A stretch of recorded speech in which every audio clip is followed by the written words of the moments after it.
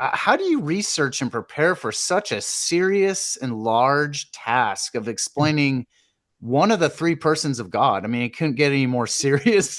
Reflect on the, you know, seriousness of it and do like your due diligence and research to prepare for such a Yeah. project.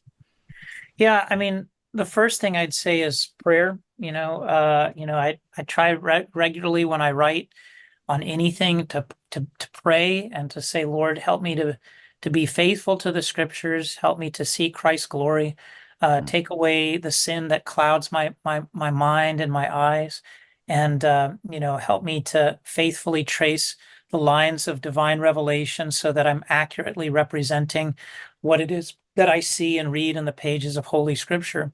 So that's the first thing. Second thing is, I can maybe encapsulate it in a t-shirt that I saw. It says, I read books, I know stuff. Uh, you know, so I You forget, I send me think the it link for was that shirt. yeah, I don't know. I forget where I saw it. But but it's so true from the standpoint that I think it was Spurgeon who said, he who does not read books will himself not be read. He who does not himself does not quote others will himself not be quoted.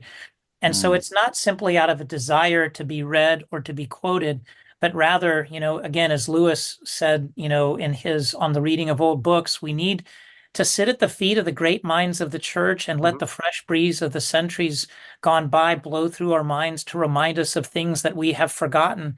And it's not that the fathers of the past are better than us. It's just that they are mindful of certain truths that we have forgotten, and that they've made errors, but not necessarily the same errors that we've made. And that I think pulls on Paul in Ephesians 4, that when Christ ascends into heaven and he pours out the Spirit, he gives gifts to the church, and among those gifts are pastors and teachers. It's Mhm. not just the pastors and teachers that are out walking around, it's the pastors and teachers throughout the history of the church. So I've been doing this for more than 30 years, started at seminary in 93. So I've been Mhm. doing this full time for close to 31 years.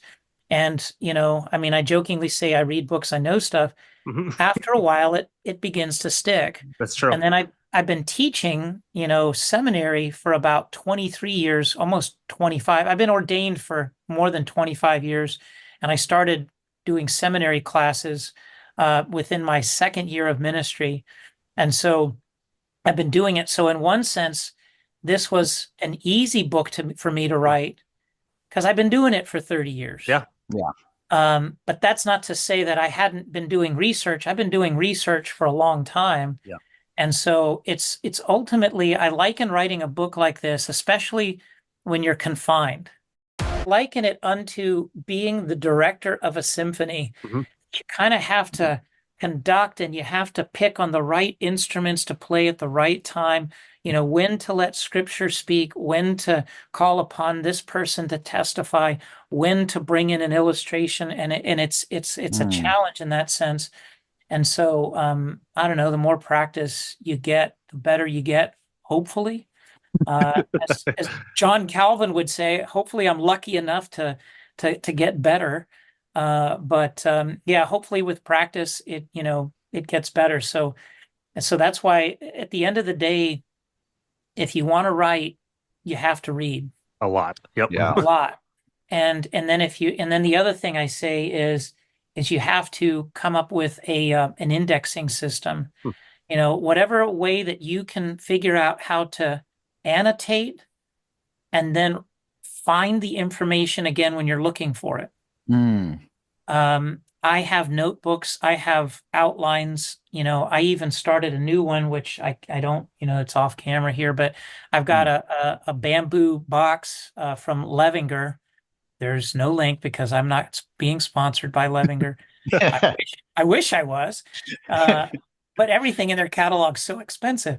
But it's a bamboo box for note cards. And I'm going to Oh. start a new project where I'm going to start putting note cards together on different topics and subjects and just kind of Yeah. cataloging them Mhm. and then breaking them up.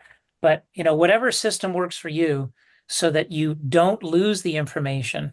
And Mhm. one of the simplest ways to do this, you can't do it electronically. It doesn't work electronically because it doesn't work physiologically, is in a Right. book.